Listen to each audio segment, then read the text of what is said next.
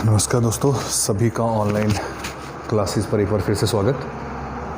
Ninth class में हम लोग कर रहे थे chapter number 1, that is rational and irrational number. और हमने रैशनल इरेशनल नंबर का जो इंट्रोडक्टरी पार्ट था वो हम कर चुके हैं।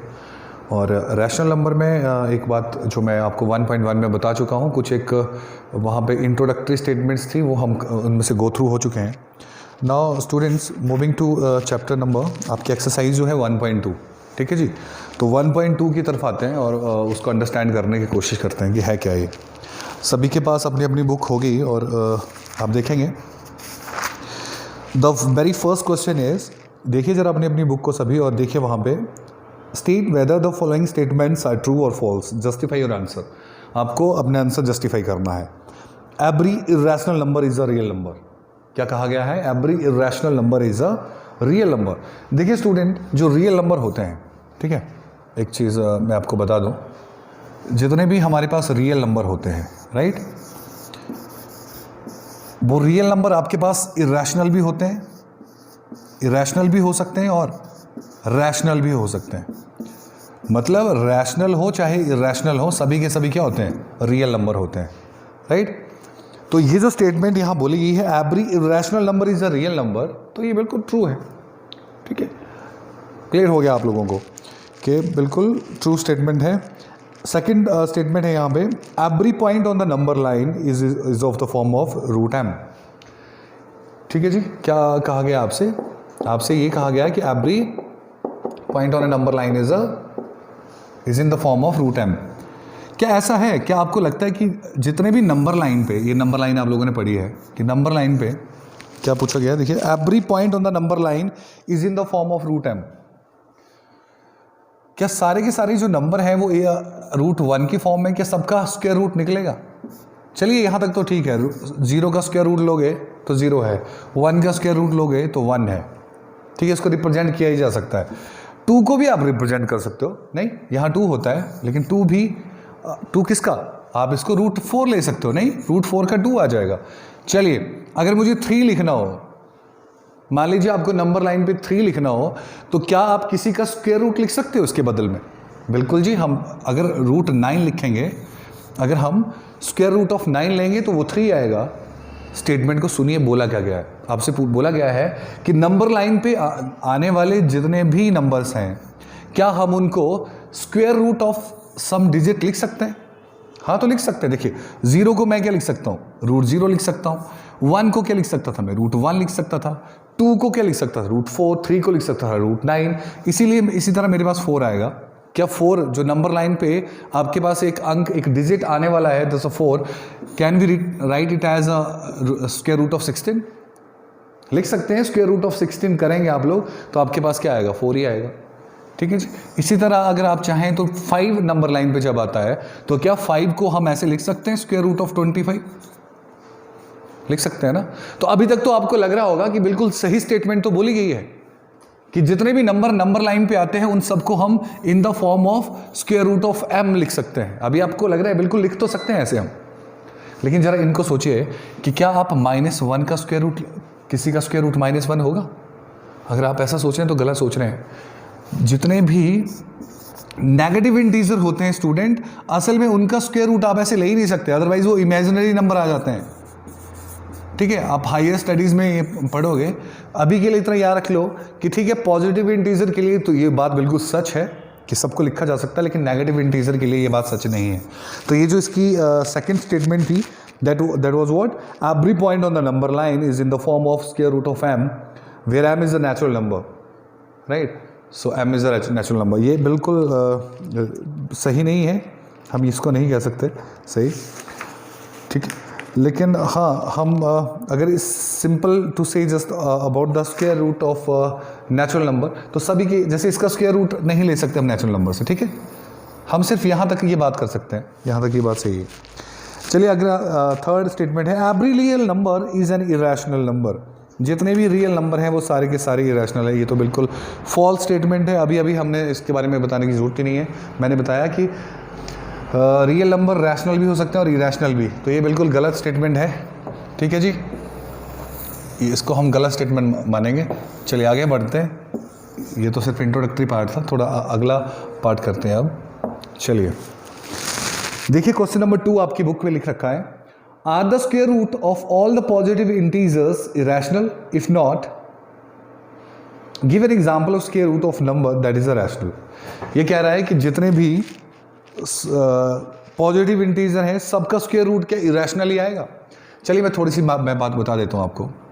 देखिए बच्चों, मैं थोड़ी एक काउंटिंग लिख रहा हूँ, काउंटिंग 1 2 3 4 5 6 7 8 9। चलिए अब इन सबका स्क्वायर रूट ले लेते हैं। ठीक है, सबका मैंने स्क्वायर रूट ले लिया। ठीक है जी, स्क्वायर रूट ले लिया। देखिए ये जो 1 है इसका स्क्वायर रूट 1 आएगा। ठीक है, क्लियर हो रहा है सबको, अंडरस्टैंड करिएगा। अच्छा 2 मेरे पास प्राइम नंबर है कि नहीं ये बताइए मुझे। बिल्कुल सही, जिन लोगों को पता है कि 2 इज़ अ प्राइम नंबर वो नोट कर लें कि 2 इज़ अ प्राइम नंबर। 3 भी एक प्राइम नंबर है। 4 ये प्राइम नंबर नहीं है तो इसका स्क्वायर रूट हम क्या ले लेते हैं 2। चलिए 5 क्या ये प्राइम नंबर है, बताइए क्या ये प्राइम नंबर है? यस। मैं आपको जो चीज़ बताना चाहता हूँ स्टूडेंट उसको ध्यान से सुन लीजिएगा, अभी दिमाग में डाल लीजिए कि जितने भी प्राइम नंबर होते हैं, जितने भी प्राइम नंबर होते हैं, और आपको मालूम है प्राइम नंबर कौन से नंबर होते हैं जो सिर्फ और सिर्फ किससे, खुद से ही डिवाइड किए जा सकते हैं, किसी और से डिवाइड नहीं होते। और 1 तो सबका ही होता है डिवाइडर। ठीक है जी, हमने पढ़ा है लोअर क्लासेस में प्राइम नंबर क्या होते हैं। तो 2 3 इस तरह के जो नंबर होते हैं 2 3 5 7, ठीक है जी, जिनको किसी से डिवाइड नहीं किया जा सकता अपने अलावा, वो सारे के सारे प्राइम नंबर होते हैं। प्राइम नंबर का जब भी स्टूडेंट आप स्क्वायर रूट लोगे, किसी भी प्राइम नंबर का आप स्क्वायर रूट लोगे तो वो प्राइम नंबर आपको क्या देने वाला है, वो इरेशनल बन जाता है। क्या बन जाता है वो? इरेशनल। याद रख लीजिए इस चीज को, ये सारे के सारे इरेशनल होते हैं। लेकिन बाकी इनके अलावा, प्राइम नंबर के अलावा जो नंबर बचते हैं, जितने भी कॉम्पोजिट नंबर आपके पास बचते हैं, इवन नंबर हैं कुछ, ठीक है, कुछ अलग से जो कॉम्पोजिट नंबर है, वो उनका जो रेस्ट ऑफ नंबर हैं वो सारे के सारे रैशनल होते हैं। कैसे होते हैं वो? रैशनल। दिमाग में डाल लीजिए, एक नया पॉइंट बता रहा हूं, सिर्फ प्राइम नंबर का स्क्वायर रूट ही क्या होगा? इरेशनल, बाकी नहीं होगा। तो ये एग्जाम्पल आपसे पूछे थे, इसने आपसे पूछ रखा था क्वेश्चन नंबर 2 में कि क्या सारे के सारे जो नंबर होते हैं, जो इंटीजर होते हैं, उनका जो स्क्वायर रूट आप लेते हो, क्या सारा का सारा जो है वो आपका इरेशनली नंबर होता है? तो नो, सिर्फ प्राइम नंबर का स्क्वायर रूट आपके पास इरेशनल देगा। समझ गए? तो इस चीज़ को याद रखिए, धीरे धीरे हम लोग और भी कंसेप्ट अपने बढ़ाते जाएंगे, तब आपको ज़्यादा आइडिया होता जाएगा इन चीज़ों का। चलिए नेक्स्ट इज, अगली बात करते हैं इसी चीज़ के ऊपर। क्वेश्चन नंबर 3 की ओर मैं मूव कर रहा हूँ। So how root 5 can be represented on number line. चलिए अब एक बहुत इंपॉर्टेंट एक्सरसाइज 1.2 में आप लोगों से जो क्वेश्चन पूछा जा सकता है एग्जाम में भी या कहीं भी, वो है रिप्रेजेंटेशन। तो हम थोड़ा सा रिप्रेजेंटेशन आज सीख लेते हैं। क्या बोला मैंने? रिप्रेजेंटेशन। रिप्रेजेंटेशन। अब आप सोच रहे होंगे रिप्रेजेंटेशन क्या? देखिए अभी लोअर क्लासेस में स्टूडेंट आप लोगों ने क्या कर रखा है, आप लोअर क्लासेस में क्या करते आएंगे आज तक? लोअर क्लासेस में आप लोगों ने एक नंबर लाइन थी, ठीक है जी, उसके ऊपर ही आपने सारी अभी अपनी पूरी की पूरी रिसर्च कर डाली है। नहीं, यहाँ 0, यहाँ आप लिखते थे 1, यहाँ लिखते थे 2, यहाँ लिखते थे 3, यहाँ पे 4, यहाँ पे 5। और अगर मैं इसी तरह से बात करूं तो ये आपके पास -1 था, ये -2 था, ये -3 था, -4 था, ऐसा किया है आप लोगों ने। ठीक है, इसको आप ओरिजिन मानते थे। ठीक है, ये है नंबर लाइन। अच्छा, नंबर लाइन पे रैशनल नंबर को तो बताना बहुत आसान है। इस नंबर लाइन पे आप रैशनल बता सकते हो, आप रियल बता सकते हो, आप इसमें even number, odd number, right. इसके अलावा आप इसके ऊपर प्राइम नंबर, कंपोजिट नंबर, जो भी नंबर्स अवेलेबल हैं, rational number, integers, whole number, natural number, जितने भी नंबर है वो सारे के सारे इस लाइन पे दर्शाए जा सकते हैं अच्छे से। लेकिन अगर कभी आपको इरेशनल नंबर दर्शाना हो, उसको रिप्रेजेंट करना हो, तो वो कैसे करना है? वही टॉपिक है रिप्रेजेंटेशन। समझ गए? जैसे कि अगर मैं आपसे पूछूं कि मेरे पास है √5, मुझे क्या आप बता सकते हो कि √5 एक रैशनल नंबर होने वाला है या इरैशनल होने वाला है? क्या ये परिमेय संख्या होगी या अपरिमेय संख्या होगी? √5 आपको पता है मैंने अभी just a little bit earlier I was just telling you that the square root of prime number, actually the square root of all the prime numbers, they are irrational number, actually they are irrational number, right? So remember student, the square root only of the prime numbers will give you later the value of that will be found under the region of irrational, right? But the rest of all the values, whenever you will just go to square there to take the square root of those digits in later, they will be rational, not irrational. Remember it for always, right? So I'm just talking about that root 5 right now. I'm talking about root 5. Root 5 is a irrational number or rational? Obviously it is irrational. It is irrational. Getting me? So how would you represent the root 5 on a number line? Because there is no trick, no formula yet you have learned so far that will assist you just to represent immediately root 5 on a number line.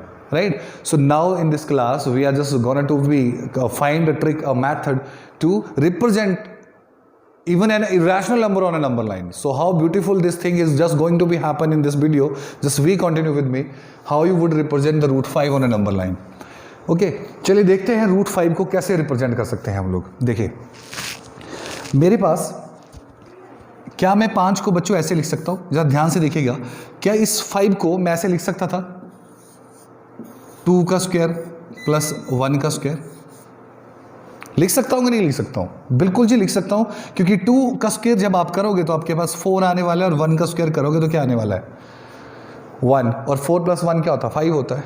मैं लिख सकता हूँ ना इसको इस तरह से. और इसको अच्छा मैंने इसका स्क्वायर ले लिया, इसका स्क्वायर ले लिया, तो इसका भी स्क्वायर ले सकता हूँ कि नहीं लिख सकता हूँ? स्क्वायर रूट और स्क्वायर हमेशा एक दूसरे को कैंसिल कर देते हैं.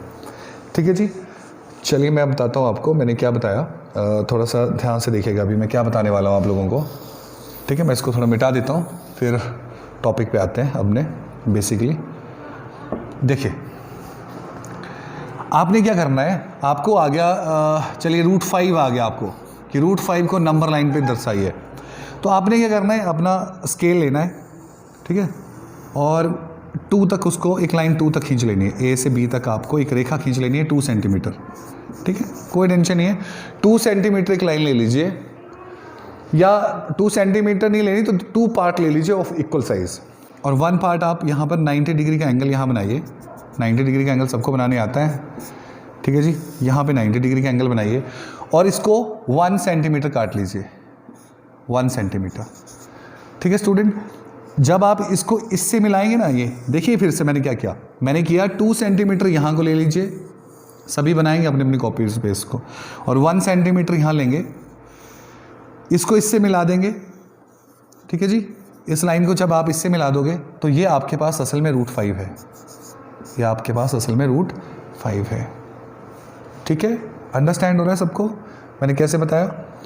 और फिर आपने यहाँ पर प्रकार रखनी है अपना पास, और यहाँ से एक चाप लगानी है लाइक दिस ऐसे, और जहाँ पर ये मिलेगी, जब इस नंबर लाइन को जहाँ ये काटेगी, ये होगा आपके पास रूट 5. फिर से देखिए, बहुत इंपॉर्टेंट एक्सरसाइज 1.2 में सिर्फ यही चीज़ है जो समझने वाली है. चलिए मैं आपको समझाता भी हूँ कि किस तरह से आप जस्टिफाई करोगे कि रूट 5 है. ठीक है जी, चलिए इसको देख भी लेते हैं एक बार कि कैसे रूट 5 आएगा. थोड़ा सा इसको मिटा देते हैं फिलहाल और देखते हैं कि कैसे रूट 5 आएगा. अच्छा बच्चों ज़रा ध्यान से देखिएगा, मैं आपको अभी एडवांस में बता देता हूँ. आपने थोड़ा बहुत इसके बारे में सुना है लेकिन मैं बता देता हूँ फिर भी, ताकि आपको अच्छे से समझ आए. Pythagoras theorem. फिर आते हैं इस पर कि हम कैसे इसको रिप्रेजेंट कर रहे हैं, क्योंकि आपको इसकी नॉलेज होना बहुत ज़रूरी है इससे पहले कि हम लोग इसको रिप्रेजेंट करें ऑन नंबर लाइन. देखिए पाइथागोरस जो थ्योरम है वो एक तो उसकी कंडीशन ये है कि वो सिर्फ और सिर्फ राइट एंगल ट्राइंगल के लिए ही अप्लाई होती है. राइट एंगल ट्राइंगल्स मीन जिसमें 90 डिग्री का एंगल हो. एक तो ये इसके लिए लगेगी. ठीक है, ज़रा इसको ध्यान से देखिएगा मैं क्या बनाने वाला हूँ. चलिए इस ट्राइंगल में मैंने राइट एंगल ट्राइंगल बना ली, उसका नाम भी रख दिया ABC. पाइथागोरस ने राइट एंगल ट्राइंगल को अच्छे से स्टडी करा और वो इस कंक्लूजन पे पहुंचा पाइथागोरस कि होने क्या वाला है जी. देखिएगा जब ध्यान से मैं क्या बोलने वाला हूँ आप लोगों को. वो किस कंक्लूजन पे पहुंचे, उन्होंने कहा कि मान लीजिए, जैसे मान लीजिए ये वाली साइड, सॉरी इसको ऐसे ले लेते हैं.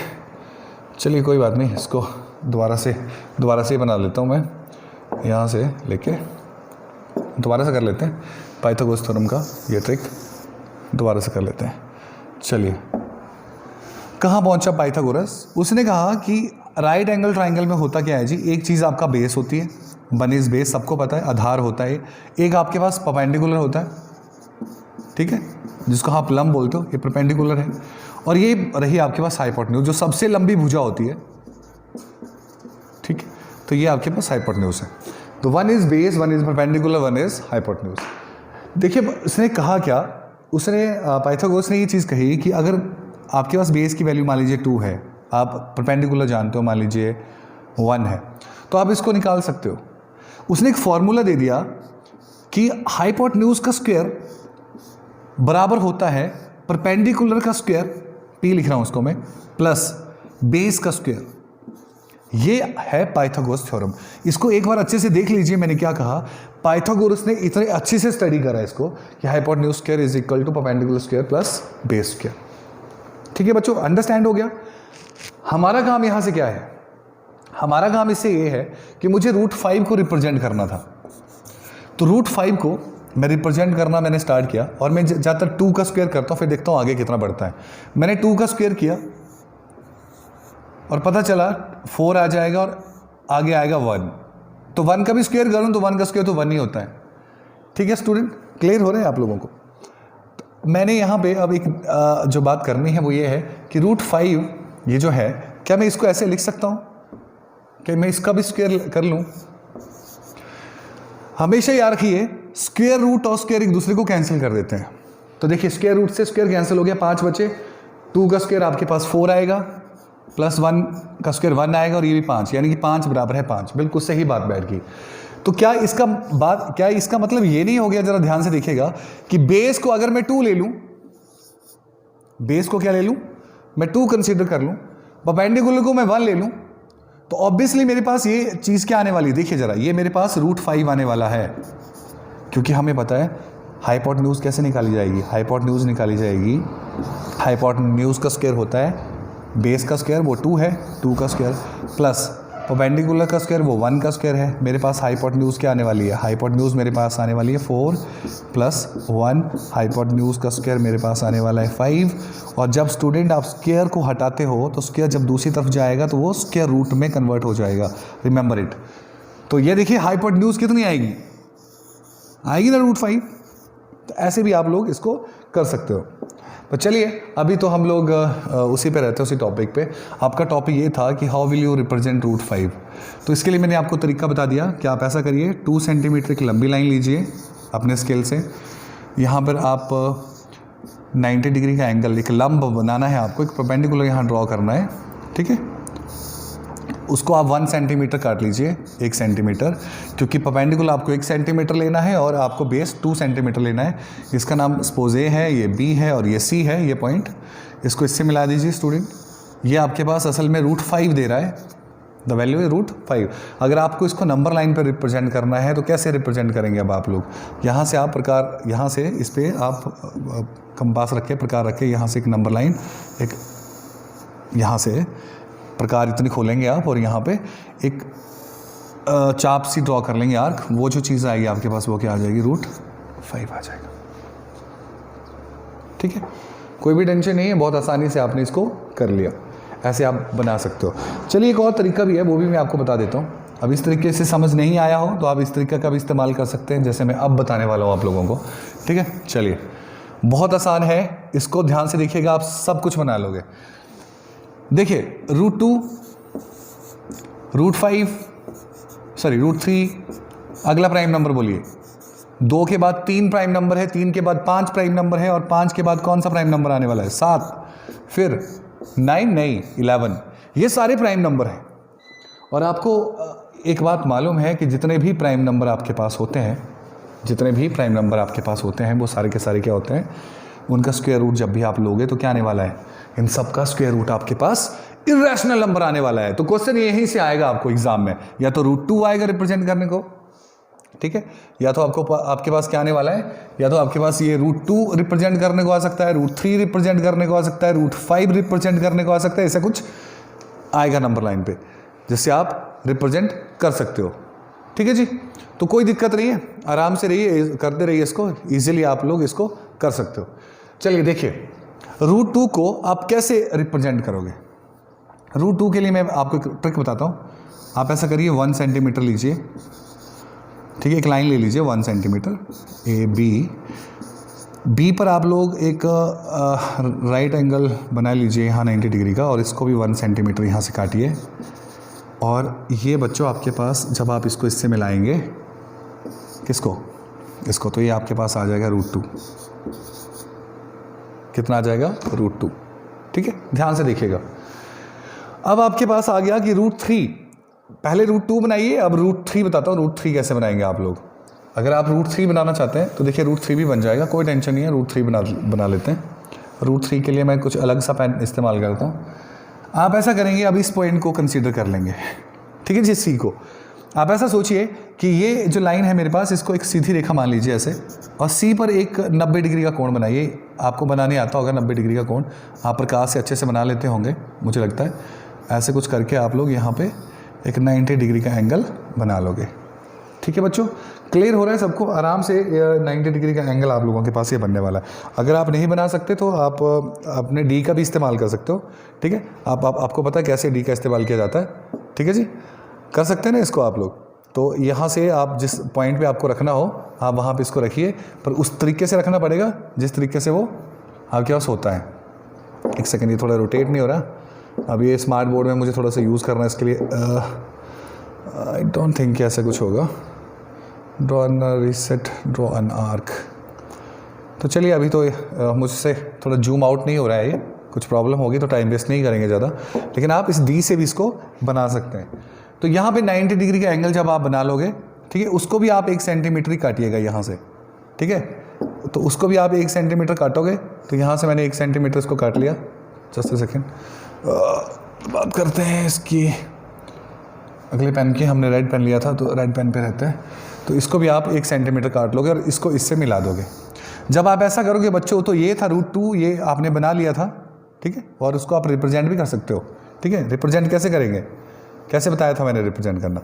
इस चीज़ को रिप्रेजेंट करना हो तो कैसे करेंगे, इस चीज़ को आपने यहाँ से क्या करना था, यहाँ से एक नंबर आप ड्रॉ कर सकते हो और ये आगे चला जाएगा। ऐसे आप इसको ड्रॉ कर सकते हो। लेकिन चलिए हम बात करते हैं इसकी, इस पॉइंट की। ये √3 आ गया आपके पास। अब आप फिर से प्रकार यहीं रखिए, इसी पॉइंट पर प्रकार रखिए, प्रकार को यहाँ तक खोलिए। ठीक है, चलिए, तो नहीं रही, हाँ यही रही। तो आपको करना क्या होता है, थोड़ा सा मुझे लग रहा है अभी प्रॉब्लम है मुझसे। यहाँ पे आपको रखनी है, प्रकार को यहाँ रखना है। ठीक है बच्चों, और इस प्रकार को आपको, अभी छोटी हो नहीं रही है, चलिए छोटी हो गई तो मैं बताता हूँ, लग नहीं रहा कि छोटी होगी कि हो जाएगी। चलिए, ऐसा कुछ मुझे लग नहीं रहा है अभी मुझसे हो पाएगा इससे, लेकिन मैं आपको अपने तरीके से बताता हूँ। आप क्या करिए, अब इसको थोड़ा सा सीखना पड़ेगा मुझे बोर्ड को अच्छे से। तो आपने क्या करना है, यहाँ पे एक मिनट, फिर से ज़रा मैं रेड पेन ले लेता हूँ। आपको √3 तक प्रकार खोलने, यहाँ से यहाँ तक, और ये एक लंबी लाइन यहाँ से ड्रॉ करनी पड़ेगी आप लोगों को। ठीक है स्टूडेंट, एक लंबी लाइन ड्रॉ करिए यहाँ से, और जहाँ पे ये मिलेगा यहीं से आपने करना है, वो आ जाएगा आपके पास √3 की वैल्यू। इसी तरह आप चाहें तो √5 भी बना सकते हैं। इस वक्त आपको क्या करना पड़ेगा √5 के लिए, अब इस पॉइंट पे, ये जो आपके पास नया पॉइंट डी आया, इस पे 90 डिग्री का एंगल आपने बनाना है। ठीक है जी, और इसको इससे, उसको भी 1 सेंटीमीटर, फिर यहाँ से 1 सेंटीमीटर इसको भी काटना है, इसको इससे मिला दीजिए, ये आपके पास √5 आ जाएगा। और फिर आप प्रकार यहाँ से यहाँ खोलिएगा, आपके पास जहाँ नंबर लाइन में वो कटेगा वो √5 आ जाएगा। ठीक है जी, इस तरह से। अब आप चाहें तो √7 भी बना सकते हैं। इसके लिए आपको क्या करना पड़ेगा, आप इस पॉइंट पे 90 डिग्री का एंगल बनाना है बच्चों, इस तरह से।